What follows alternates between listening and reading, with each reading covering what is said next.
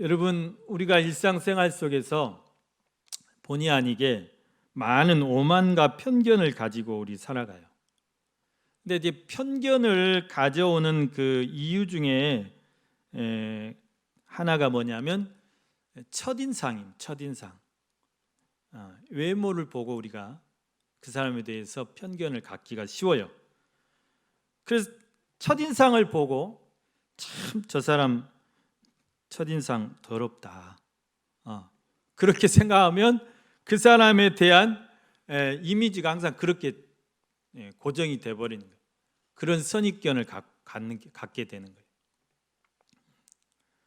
우리가 우스운 말로 야, 너 진짜 참 불편하게 생겼다. 조폭들이 서로 만나면 싸우기 전에 그러잖아요. 화를 돋구려고. 여러분, 생긴 것 가지고 사람을 이렇게 첫인상 보고 저놈 나쁜 놈이다, 저놈 좋은 놈이다, 여러분 그렇게 판단해 버리면 그거는 굉장히 오류죠. 오류, 잘못된 판단이라는 것입니다. 여러분, 사람이 생긴 것 가지고 그 사람이 조금 울그락불그락하게 생겼다, 좀 이렇게 판판 안 하고 울퉁불퉁하게 생겼다, 그렇다고 해서 그 사람의 중심 속까지 어떻게 아냐 그 말이에요. 여러분, 외모를 가지고 절대 사람을 판단할 일이 아닙니다. 이것은 아주 안 좋은 판단이에요. 그래서 여러분, 하나님도 너희 절대 외모를 보지 말라 그랬어요. 외모 보지 마라. 사무엘 선지자가 이제 왕을 세우려고 다윗의 집에 갑니다. 다윗의 형들이 쫙 이렇게 줄 서 있어요. 그러나 하나님은 다윗의 중심을 보신 거죠. 오직 믿음, 오직 말씀, 전심으로 하나님을 사랑하고 하나님을 의지하고 하나님을 찬양하는 그 다윗의 중심을 보신 것입니다. 여러분, 우리가 절대 사람을 외모로 판단해서는 안 됩니다. 오늘 여기 본문에도 보면 사도행전 10장 34절 말씀에 또 한번 우리 다 같이 읽어보겠습니다. 사도행전 10장 34절 시작. 베드로가 입을 열어 말하되 내가 참으로 하나님은 사람의 외모를 보지 아니하시고 하나님은 사람의 외모를 보지 아니하신다 그랬습니다. 여러분, 그럼 우리가 그 사람을 정말 잘 이해하고 잘 알려면 어떻게 해야 돼요? 오래 지켜봐야 돼요. 그리고 사귀어보고 이야기도 해보고 같이 식사도 해보고 그렇게 사람을 겪어봐야 알아요. 겪어봐야. 그래서 우리는 반드시 사람을 일단 진실을 확인할 필요가 있다. 진실을. 여러분, 우리가 정말 누군가에게 들은 말만 가지고 교회 안에서 저 사람은 나쁜 놈, 저 사람은 죽일 놈, 저 사람은 어떤 놈, 이렇게 하면 우리 교회가 정말 이게 사랑의 공동체, 아름다운 공동체 이렇게 만들어가는데 그게 굉장한 장애의 요소가 돼요. 걸림거리가 되는 거죠. 이거를 깨뜨려야 돼요. 이 편견을 깨뜨리고 오늘 여기 제목처럼 편견을 넘어서야 된다. 벗어나야 돼요. 그래야 우리가 건강한 사회, 우리나라가 그렇습니다. 우리나라가 얼마나 편견에 사로잡혀 있습니까? 그래서 우리나라가 또 우리 사회가 좁게는 우리 교회 공동체가 건강하게 갈 수 있는 비결입니다. 여러분, 오늘 본문에서도 그 이야기를 하고 계십니다. 오늘 본문 말씀에 보면 하나님께서 베드로를 지금 일을 시키려고 하는데 베드로에게 온갖 편견으로 꽉 차 있어요. 베드로가 온갖 편견에 확 사로잡혀 있어요. 그래서 베드로가 가지고 있는 이 편견을 깨뜨리지 않고는 하나님이 이 일을 할 수가 없었던 거예요. 그래서 그 베드로의 편견을 깨뜨리는 그 작업을 오늘 하고 계신 것을 볼 수 있습니다. 여러분, 오늘 저희가 사도행전 10장 30절부터 읽었는데 30절부터 48절까지 사도행전 10장이 1절부터 48 굉장히 긴 절인데요. 긴 장인데 중간에 제가 그냥 싹둑 잘라서 들어온 것 같아요. 근데 앞부분에 이렇게 이야기를 조금 이해하실 필요가 있는데요. 베드로는 예수님의 수제자였죠. 네. 그리고 오순절 성령의 충만한 그런 체험도 한 사람이에요. 그리고 베드로가 이렇게 나가서 복음을 전할 때 놀라운 그런 폭발적인 부흥의 역사가 또 일어났고, 베드로가 기도하면 안진병이 일어나고, 베드로가 기도하면 죽은 사람도 살아나고 이랬어요. 그러니까 엄청난 성령도 체험하고 은혜도 체험한 사람이에요. 그런데 안 변한 게 있어요. 여전히 안 변한 게 있어요. 그게 뭐냐? 유대인이라면 다 갖고 있는, 유대인들이 갖고 있는 그 배타적인 선민의식이에요. 선민의식. 그러니까 이게 아주 안 좋은 프라이드라고 말입니다. 선민의식은 굉장히 좋은 프라이드죠. 너무 강해. 그래서 다 나머지 다 자기들만, 자기 민족만 선택받은 민족이고, 다른 민족은 다 이방인이야. 다 오랑캐야. 다 멸망받을 놈들이야.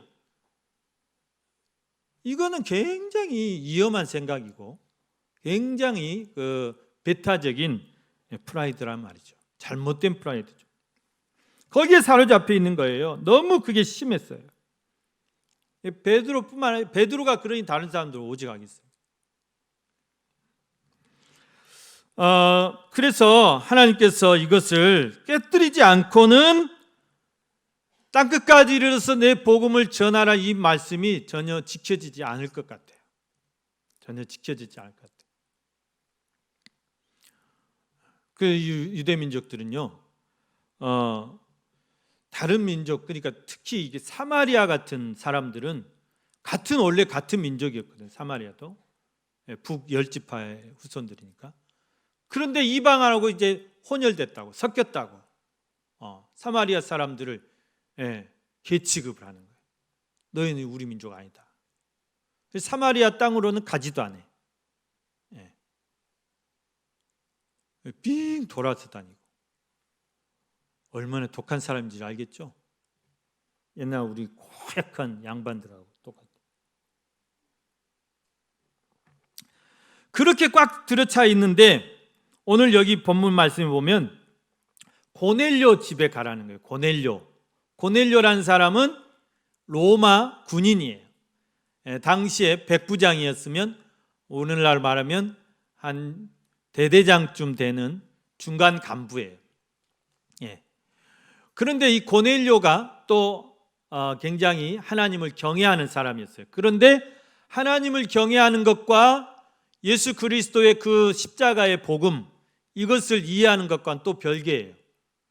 그리고 예수 그리스도 이후에 오신 성령을 체험한 것과는 또 별개예요. 그러니까 지금도 유대교인들은 여호와 하나님을 경외해요. 그런데 하나님께서 보내주신 예수 그리스도는 아직도 안 믿어요. 성령도 인정하지 않아요. 이러면은 잘못된 거죠. 그래서 고넬료를 구원하시기 위해서, 그래서 고넬료를 구원하시기 위한 것은 고넬료에게 그 구원의 복음을 이제 전해주시고자 하는 것은 그 고넬료가 이방 그 선교의 통로가 되게 하기 위해서. 로마가 복음화된 그 원인을 보면요, 로마가 급속도로 복음화가 되거든요. 그래서 이제 로마 교회가 이렇게 생기게 되는데 나중에 그게 타락해서 로마 캐톨릭 교회가 돼가지고 지금은 이제 카톨릭이 됐는데, 그 전에 1세기부터 약 3세기까지 아주 건강한 그런 교회였어요. 그런데 그 로마가 이 복음으로 정복당하는데 가장 공헌을 했던 사람들이 군인들이에요. 간부들. 이런 사람들이 성경에도 보면 예수님의 십자가 처형을 집행했던 그 당시에 부사령관이 있어요. 또 그 백부장이 있어요. 이런 사람들이 그 십자가에서 예수 그리스도가 하나님의 아들이신 걸 깨닫고 그 사람들이 믿어요. 그리고 그 사람들이 또 그 군부대 안에 복음을 전파하고, 이 사도 바울이 로마 감옥에 갇히잖아요. 그러면 그곳에 또 이제 군인들이 지켜요. 그러면 거기서 또 만나는 장교들 통해서 복음이 또 흘러 들어가고, 이렇게 그래서 고넬료를 오늘 전도하고 하시고자 하는 계획이 바로 그런 이방 선교에 물꼬를 트시기 위한 거죠. 근데 그걸 하려고 하는데 베드로가 자꾸 편견에 사로잡혀 가지고 그걸 못 하고 있는 거예요. 그래서 그것을 깨뜨리는 것이죠. 깨뜨리는 작업을 지금 하고 있는 거예요. 어떻게 하십니까? 환상을 보여주세요. 베드로가 지금 요빠라는 곳에 지금 잠시 거쳐 와 있어요. 그곳에 잠시 유숙하고 있는데 이제 정오 12시 기도 시간이죠. 유대인의 기도 시간. 옥상에 올라갔어요. 옥상에 올라가서 이제 옥상에 올라갔다는 말은 이제 그 기도방 골방에 들어갔다는 거죠. 기도를 하고 있는데 갑자기 하늘에서 어떤 큰 보자기 같은 그릇이 내려오는 거예요. 그런데 그 안에 보니까 율법 중에서 이제 레위기 11장에 보면 유대인들이 지켜야 될 율법 중에 음식법을 규정해 놓고 있어요. 음식법이라는 것은 먹어도 될 음식과 먹어서는 안 될 음식을 딱 구분해 놓으셨어요. 그래서 이제 성경에 보면 먹어도 안 되는 음식이 있어요. 부정한 음식, 더러운 음식, 더러운 짐승, 더러운 새, 기어다니는 거, 곤충, 이런 것들은 성경에 보면 먹어서는 안 되는 것들이에요. 그런 걸 다 이제 규정을 해놨어요.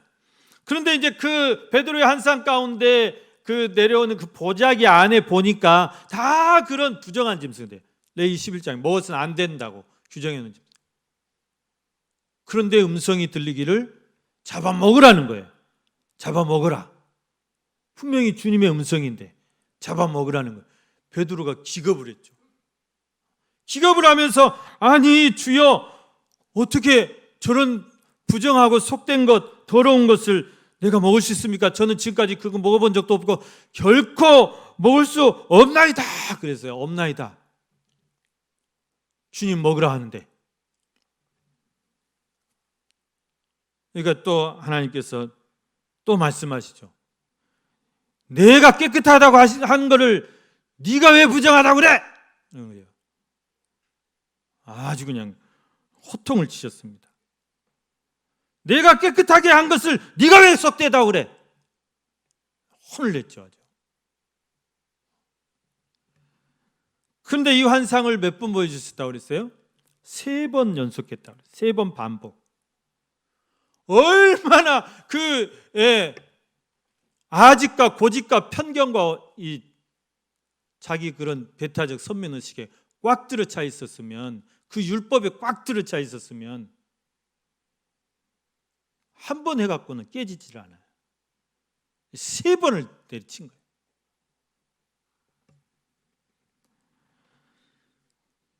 그리고 이제 환상이 끝났어요. 근데 환상이 다 끝났는데도 아직도 안 믿어. 아직도 이상하다. 왜 그걸 잡아먹으라 하시지? 왜 그 더러운 걸 먹으라 하시지? 못 깨닫고 있는 거예요. 그때 이제 밖에서 고넬료가 보낸 2 종이 왔어요. 따라가라. 그런데 이 고넬료의 집에 왔는데도 뭐라고 하냐면, 이 38절 말씀, 38절 아니고요.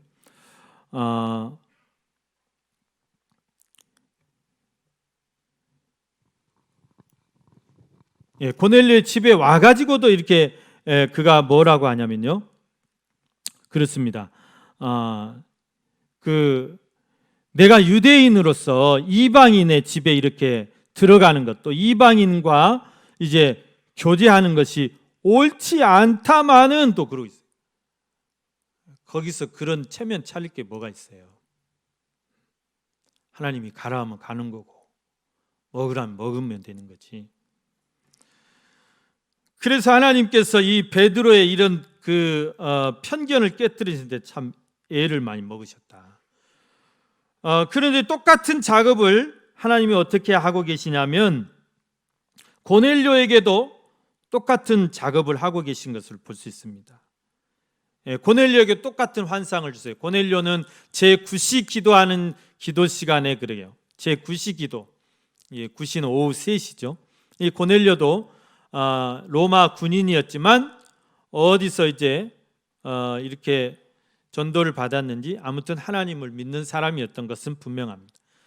그래서 기도하는데 또 음성이 들리기를 저기 요빠라는 곳에 사람을 보내서 베드로를 청해라. 거기 지금 베드로가 무두장이 집에 지금 유숙하고 있다. 그래서 베드로를 청해서 복음을 들으라는 그런 감동을 주세요. 그러니까 여러분, 지난번에 제가 말씀드렸는데 하나님은 역사를 하실 때요, 어떤 사람을 구원하고자 하실 때, 또 어떤 전도의 역사를 이루실 때 항상 한편에만 그 감동을 주는 게, 한쪽에만 역사하는 게 아니에요. 상호작용하세요. 쌍방간에 역사하세요. 제가 그랬죠. 저에게 자꾸 감동이 있어요. 누구한테 전화해봐라, 누구한테 가봐라, 누구한테 뭘 주어라. 그러면 바로 순종하라 그랬죠. 미루면 안 된다 그랬죠. 왜냐하면 하나님이 그 사람 그 타이밍에 딱 준비해 놓고 있기 때문이에요. 에디오피아 내시가 지금 자기 고국으로 돌아가려고 지금 광야를 지나가고 있단 말이에요. 빌립아, 빨리 가봐라. 빨리 가봐라. 광야로 빨리 가봐라. 빨리 갔으니까 그 길목에서 그 내시를 만나서 복음을 전해서 그 내시가 예수 믿고 거기 가서도 이제 에디오피아의 전도의 이 주인공이 됐듯이, 여러분 그 타이밍을 놓치면 하나님 저 좀 이따 갈게요. 뭐 일 해놓고 갈게요. 가보세요. 벌써 가버리고 없어요. 못 만나요. 그래서 감동 줄 때 바로 전화기 들라 그 말이에요. 저도 후회한 적이 얼마나 많습니다. 하나님이 감동을 주셨는데 안 했어요. 그럼 반드시 후회해요. 하나님은 항상 쌍방간의 작업을 해놓으십니다. 베드로에게만 환상을 주는 게 아니고 똑같은 시간에 고넬료에게 또 음성을 주셔서 베드로를 청해 사람 보내라. 그러니까 베드로가 자기 환상 끝나고 밖에 정말 고넬료가 보낸 두 사람이 서 있는, 이게 그 말씀이셨구나. 그때서 깨달아요.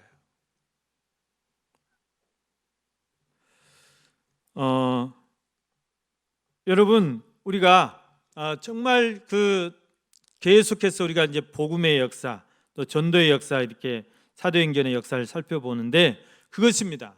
이런 복음의 역사가 일어나기 위해서는, 전도의 역사가 일어나기 위해서는 어떻게 해야 되는가? 오늘 말씀은 우리 안에 있는 그런 베드로 같은 그런 편견을 다 깨뜨려라는 거예요. 편견을 넘어서라 그 말이에요. 이걸 벗어버리라 그래요. 교회 안에 편견이 있어서 안 된다는 것입니다. 하나님의 은혜는 차별 없이 주어진다. 하나님 앞에 우리가 설 때는 어떤 내가 인종이나 어떤 외모나 또 어떤 내가 지가 높고 낮고 무슨 상관이에요? 내 얼굴이 검었고 빨갛고 무슨 상관이에요? 이런 게 아무런 문제가 되지 않는가, 하나님 앞에서는. 근데 우리는 그런 걸 따진단 말이에요. 얼굴 까만 사람이 왔네.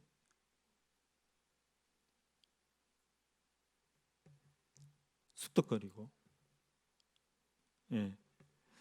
예수님의 복음은 차별이 없단 말입니다. 예수님이 십자가에 죽으신 것이 꼭 유대인만 위해서 죽은 거냐 말이에요. 유대인만 구원하러 오신 거냐 말이에요. 하나님이 아브라함의 후손을 선택하신 것이 아브라함 후손, 히브리 민족, 이스라엘 백성, 유대인들만 구원하려고 선택하신 거냐 그 말입니다. 아니에요. 모든 민족, 하나님이 택한 모든 백성들을 다 구원하기, 모든 사람이 다 회개하고 주께 돌아오기를 기다리신다. 유대인만 구원할 거면 뭐하러 요나 선지자를 니느웨 유대 멸망시킨, 이스라엘 멸망시킨 그 아수르 온수 나라에 보내겠습니까? 아니다 말이죠. 예수님이 십자가에 죽으신 것이 여러분 그 유대인만을 구원하시기 위한 것이 아니다. 하나님의 택함 받은 모든 백성을 구원하시기 위한 십자가였다는 것입니다. 그렇기 때문에 우리 역시 우리가 사람들에 대한 그런 편견을 깨뜨려야 돼요. 하나님께서 택하신 백성을 내가 내 마음대로 저 사람은 교회 다녀도 될 사람, 저 사람은 안 될 사람, 저 사람 구원 받을 사람, 못 받을 사람, 천국 갈 사람, 못 갈 사람 판단해서는 안 돼요. 그런 편견을 가지고 사람을 봐서는 안 됩니다. 예. 여러분 부지 중에 천사를 대접했다는 말씀이 성경에 있습니다. 여러분 우리에게 천사가 찾아올 때 어떤 옷을 입고 올지 몰라요. 허름한 옷을 입고 올지, 노숙자같이 행색하고 올지, 아니면 화려한 옷을 입고 올지 우리는 몰라요. 오늘 어떤 분이 교회에 들어오셨는데 노숙자같이 하고 오셨다. 그분이 천사일지 몰라요. 미국의 어떤 목사님이 큰 교회로 부임을 갔대요. 그런데 일부러 노숙자 행색을 하고 갔어요. 막 머리 헝클이고 막 냄새 나고 막. 그래 아무도 눈여겨보질 않대요. 아무도 반겨주질 않대요. 자기들끼리만 교제하고 자기들끼리만. 근데 이 목사님이 맨 앞으로 걸어 나오시고 강단에 딱 서셨어요. 사람들이 웅성웅성 놀래. 저 사람 뭐냐? 노숙자 미쳤냐? 근데 그분이 그 교회 목사님이셨어요. 새로 부임하신 목사님이었어요. 여러분, 우리가 정말 사랑의 공동체, 건강한 공동체, 우리 교회 공동체가 정말 성령에 충만한 그런 공동체가 되기 위해서 오늘 우리가 해야 될 일은 내 안에 있는 그런 편견을 벗어버린 거예요. 그런 편견에 내가 사로잡혀 있다 깨뜨려야 돼요. 노력해야 돼요. 베드로 보세요. 잘 안 되잖아요. 하나님이 망치로 때려도 잘 안 되잖아요. 그렇게 지독한 편견에 우리가 지금 사로잡혀 살아가고 있어요. 말은 사랑해도 그것을 우리가 의지적으로 노력해야 돼요. 노력해야 돼요. 그 편견이 깨질수록 우리 교회가 더 좋은 교회가 됩니다. 사랑이 넘치는 교회가 됩니다. 성령에 충만한 교회가 되는 것입니다. 우리가 새로 오신 분들에게 더 그분이 가난한 분이든 부자든 뭐 시장님이든 지위 고하를 막론하고 새로 오신 분들은 더 잘 대접해드리고 더 친절하게 해드리고 그래야 돼요. 여러분 오늘 이번 한 주간 우리가 정말 우리의 복음을 기다리는 모든 사람들에게 편견을 다 깨버리고 주의 사랑을 들고 다가가서 또 주의 복음 전하고 주의 사랑을 나누는 그런 복된 한 주간이 되시기를 주님의 이름으로 축원합니다.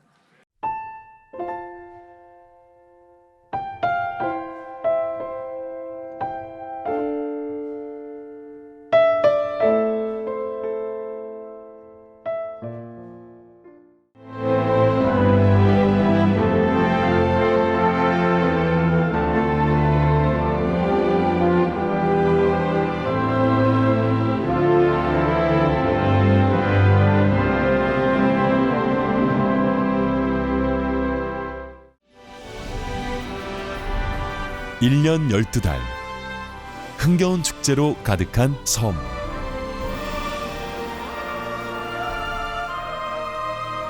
섬마다 문화와 예술이 살아있는 사계절 꽃피는 바다 위의 꽃정원.